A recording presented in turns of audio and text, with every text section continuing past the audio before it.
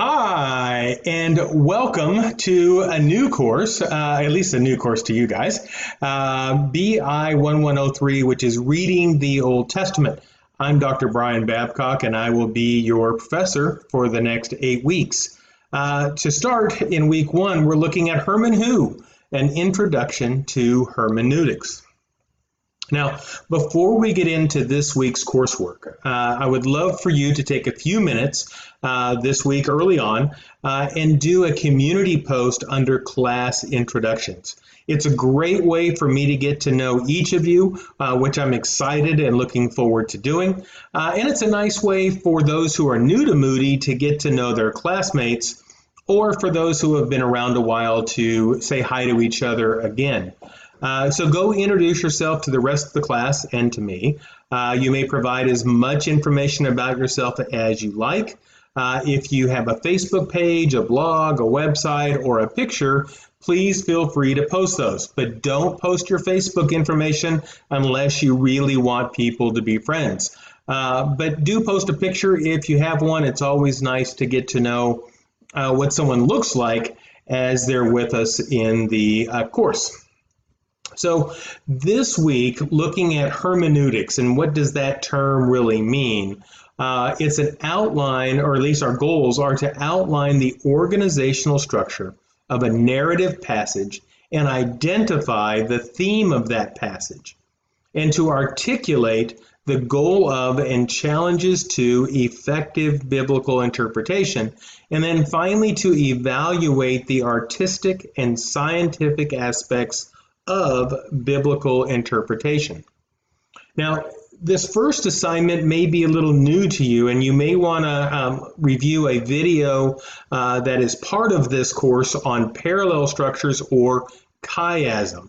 It is a type of device used in the ancient Near East that is almost poetic, but it's using narrative, and we use parallel structures in order to hone in on and identify the core key passage that we're talking about. And I'll go into that a little bit more, but our first assignment is to identify parallel structures in the Bible, or chiasms. If it's a word you haven't heard before, don't worry about that. It's kind of a 50-cent word that we get to throw around. But once you've read a couple, you'll start seeing them in the Bible all over, because the authors use them quite often to convey their key point. So you're going to diagram the parallel structures found in the 3 passages on the worksheet entitled 1-1 Parallel Structures Worksheet. Based upon your analysis, state the key point of each passage and provide a conclusion paragraph to the assignment that explains the term chiasm and its use in hermeneutics. As with all of our written assignments, it's due midnight on Monday, Central Standard Time. Now, an example of a chiasm in Deuteronomy, when we look at the entire book, the first 3 chapters of Deuteronomy are a look backwards, while the last 4 chapters, 31 to 34, are a look backwards. So when the author of Deuteronomy wrote that book, they started with a look back on the history of the Israelites, and they finished with a look forward. In chapters 4 to 11, we have a summary of the covenant. And in chapters 27 to 30, we have a covenant ceremony. So these 2 large sections of the book are really about covenant, summarizing what it is, and then exploring it or living it through the covenant ceremony. And then in the middle, chapters 12 to 26, are covenant stipulations. And so when the author of Deuteronomy wrote that book, they structured it in such a way that when we do an outline, we come to the core message of the book, which is covenant stipulations. And that's how a chiasm helps us. We look at parallels, what we would call A and A prime, a look backwards, a look forwards, B and B prime, covenant ceremony, covenant summary, and then C or X for chi, the letter chi, that's where we get our name chiasm, for covenant stipulations. Now, I suspect for most of you, this is still a bit unclear. Go watch the video. I made an 11-minute video that talks about what a chiasm is, how it's analyzed, and how we find them in the Bible. And that video will help you greatly, and so will the reading this week. For assignment 1-2, it's challenges to effective biblical interpretation. What stands in our way from interpreting the Bible? So list 4 challenges to effective biblical interpretation. Then explain how a biblical student might overcome and or address each of these listed challenges. Include an introduction and a conclusion in your paper, and be sure to engage with the reading and outside research and use proper Turabian footnoting. Now, at the undergraduate level, it's not as important as the graduate level, I get that, but I want you all to be the best scholars you can be. So I want you to watch the video that I created on proper Turabian footnoting. That's how we as biblical scholars, and you as soon-to-be biblical scholars, cite when we look at other people's work. So watch the video and then be sure that you include proper formatting. This week I'll make notes on what you might have done wrong, but as the semester moves forward, I will start to mark off if someone is not properly footnoting their citations. The second paper is also due Monday at midnight. Finally, we also have a discussion post.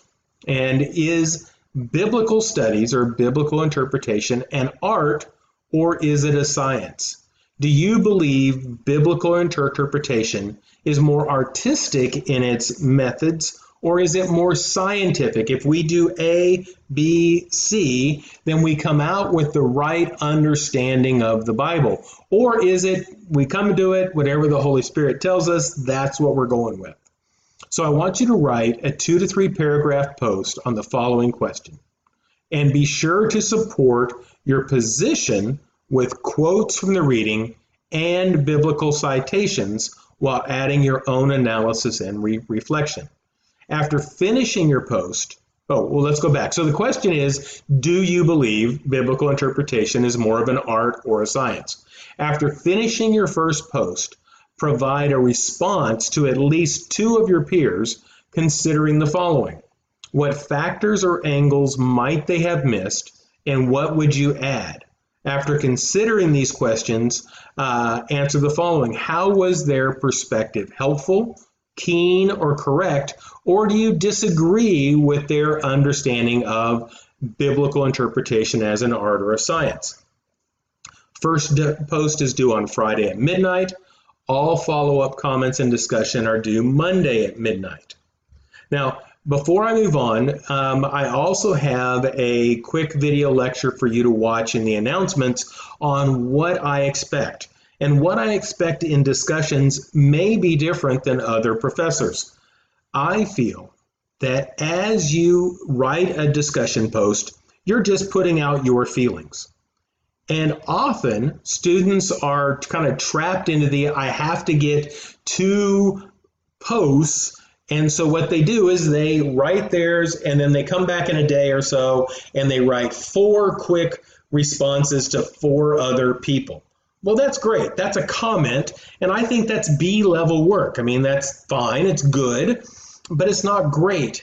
If we want to get the most out of our discussion posts that we can, then I want you to engage with me and I want you to engage with others in the class. That's how we build rapport among people in the class, because we can't raise our hand and go, oh, what do you think about this? We can't have dialogue in an asynchronous course like this. So the only place that we can have dialogue is in our discussions.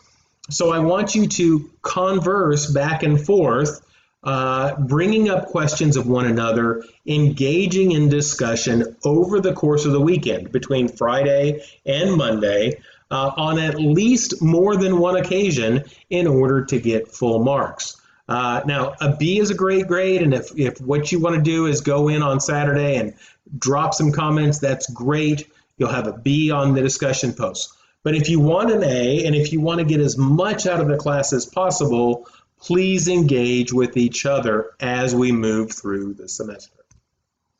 Now, expectations, we'll all talk about this in that video when you watch it, but initial post content, I'm looking for solid interaction with with your reading for the week, interaction with outside research, and more than just I think. It's I think based upon what? What is your underlying evidence? Initial responses, critical interactions, synthesis with previous discussions, reading, courses, lectures, life experience, anything like that. Ongoing engagement and discussion. Try to engage in a dialogue over the weekend and not just making comments. And I've already talked about the 2 comments will just give a B in the course. Now, some last thoughts.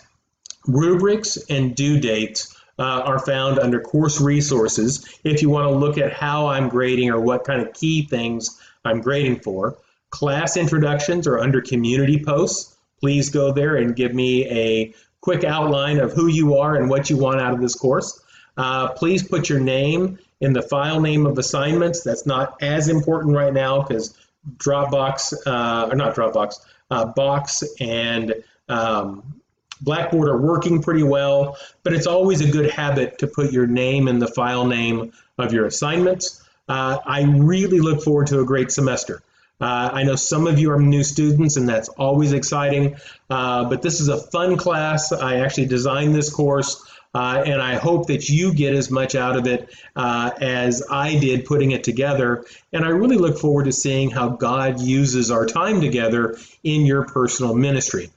Feel free to email or call me with any questions. My information is under the instructor on the front page of the course. I do travel a great deal. Right now I'm at home in Antigua, but I spend time in the U.S. I spend time in Belize. So I move around as the semester goes on, but email is always available to me, and I typically have my phone close by. So thanks for being part of the course. I look forward to a great semester, and I can't wait to start reading your papers.